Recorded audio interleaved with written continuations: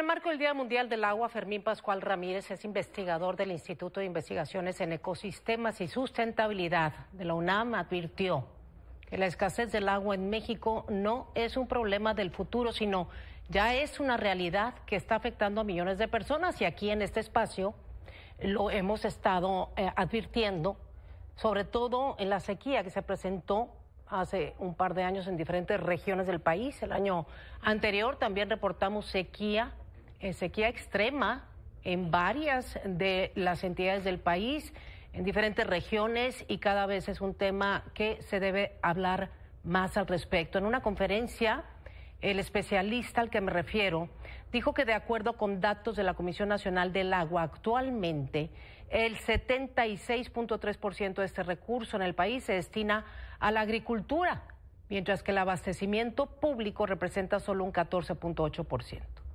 Por lo que es urgente revisar los nuevos modelos de distribución, de tecnificación de los sistemas de riego en el campo de nuestro país.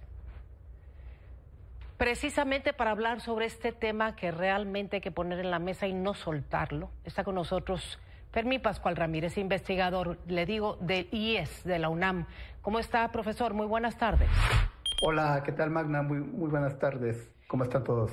Gracias, muy bien, y pues muy agradecidos de que esté con nosotros el día de hoy hablando y tocando este tema que, como decíamos, hay que ponerlo y seguir discutiendo al respecto. Y queríamos empezar por lo básico, en cuanto al desconocimiento que podemos tener los ciudadanos de a pie en relación al tema. ¿Cuál es el modelo hídrico que en este momento se sigue para el riego y para la distribución de agua en el campo en nuestro país? La manera como se distribuye el agua a nivel parcelario se hace por una programación, una calendarización que tiene que ver con el clima histórico.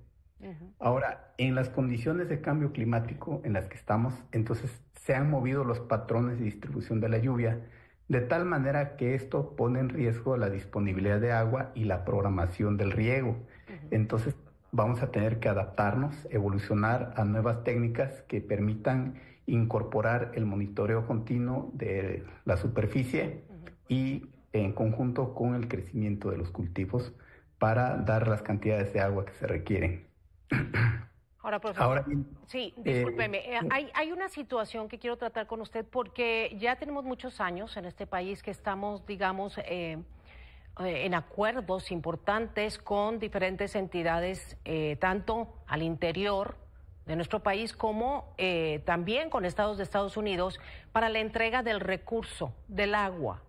Ese es por un lado, y por otro lado, las parcelas, los sembradíos, la agricultura en general está enfocada hacia la exportación de productos desde el campo mexicano hacia principalmente el mercado de Estados Unidos. ¿Cómo está afectando estas dos partes o dos sectores que se promueven y que además se llevan a cabo año con año desde el campo mexicano en la utilización precisamente del riego?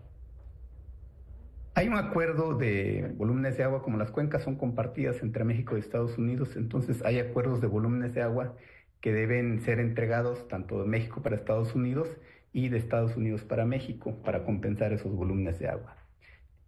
Sí, ciertamente es importante y es grave el hecho de que nos enfoquemos, dediquemos enormes recursos económicos y humanos para producir alimentos, y que mayoritariamente una gran cantidad de alimentos que se producen son para satisfacer el mercado internacional. Entonces es una contradicción, porque nuestros recursos públicos están financiando indirectamente, están subsidiando la producción de otros países. Producimos para lo que el mercado demanda en lugar de producir para lo que el país está demandando en términos de alimentación.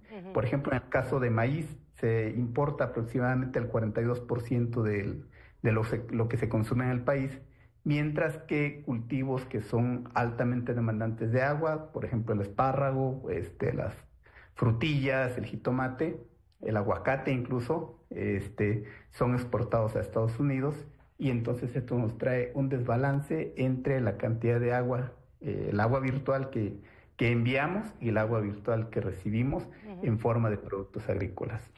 Ahora, partiendo, profesor, de estos planteamientos que usted pone en la mesa, ¿cuál debe ser el cambio? O sea, ¿hacia dónde debe ir el modelo de la gestión del agua en el campo mexicano y específicamente del riego, es decir, la forma en que se riega en las parcelas de México? Debemos transitar a un modelo donde no solamente es el agua, sino el agua y el suelo. Producir con agua y sin tierra no podemos producir. Y con tierra y sin agua tampoco podemos producir. Hay una enorme erosión nutrimental del suelo y entonces lo que necesitamos es trabajar hacia una política de conservación y uso sustentable del suelo y agua. Estos proyectos que tiene actualmente la Administración Federal de 200,000 hectáreas de tecnificación de riego en el país son muy importantes, pero quizá puede ser un buen punto de inicio para transitar hacia un modelo de producción agrícola sustentable. Es la oportunidad perfecta, necesitamos mucho trabajo en diferentes esferas del conocimiento. Necesitamos también mucho trabajo con los pobladores, con los agricultores, porque el hecho de que hayan ahorros de agua, debemos entender que el agua no es de una persona en particular, no es de quien tiene una concesión, sino que el agua es de todos. Y si se utilizan recursos públicos para la tecnificación y para crear ahorros de agua, entonces esa agua que se ahorró pertenece a la sociedad que ha propiciado, que ha hecho posible que se hagan estos esfuerzos de tecnificación. Ahora, el cambio climático pues es una realidad y esto va para avanzando, va para adelante, es decir, lo que hemos vivido ya en cuanto a la escasez de agua o de lluvia, pues va a seguir sucediendo en los próximos años, así lo tenemos entendido. ¿Hay ya protocolos de conservación de agua que se estén utilizando con nuevos modelos en el campo mexicano, tanto desde la iniciativa privada que usa o que provee o que necesita ese recurso, como también en la agricultura, en el sector agropecuario? El problema es muy complejo. Tenemos cada vez que se producen cultivos de temporal, hay una sequía interestival que se llama canícula. Cuando esta canícula es muy intensa, va a requerir que se le suplemente agua del riego principalmente. Entonces, estos cambios en la distribución de la lluvia lo que nos lleva es a requerir mayor cantidad de volúmenes de agua, generalmente del subsuelo o de las corrientes superficiales. La mayor parte de las cuencas del país están degradadas.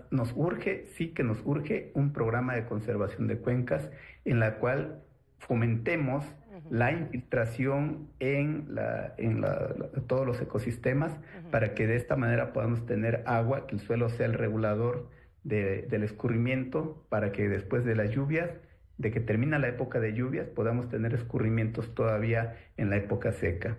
En la medida en que tengamos degradadas las cuencas, lo que pasa es que el escurrimiento es casi instantáneo. Llueve e inmediatamente comienza a escurrir y entonces nos queda almacenado en el suelo mayor cantidad de agua para las épocas secas y esto nos lleva a un proceso continuo de secación del suelo.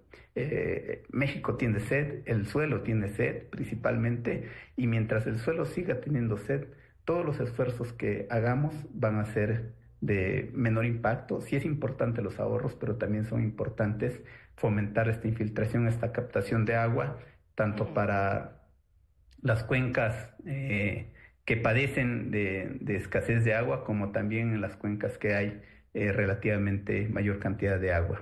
Entonces es un problema sumamente complejo. El cambio climático nos está volviendo locos porque a veces cuando se adelantan las lluvias, viene un periodo de sequía intenso, o como el año pasado que las lluvias se retrasaron hasta el mes de julio y entonces no se puede planear la producción agrícola porque hacía falta sembrar y para sembrar necesitábamos que lloviera y esta lluvia nos hace que desplacemos las épocas de siembra y de cosecha y si esto fuera poco, cuando las lluvias son tardías, la producción todavía no está disponible, todavía no se maduran bien los frutos de los productos.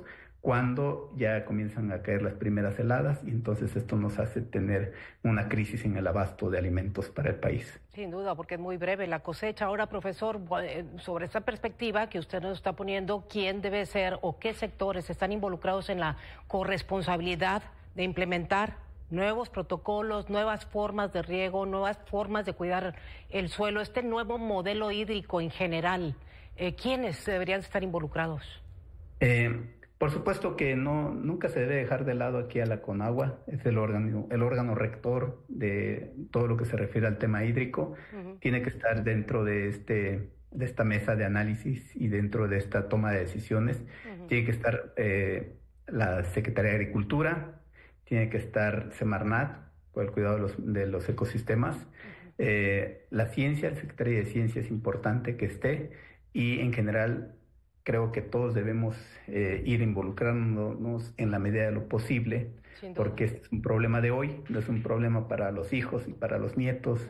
Ya lo tenemos, poco a poco se nos ha ido agravando y esto es importante atenderlo con urgencia. Todos deberíamos estar metidos en esto, incluso hasta los medios de comunicación tienen que estar, como este evento que estamos ahorita presenciando, deben estar todos metidos con el chip sumamente integrados de que el agua es de todos y para todos.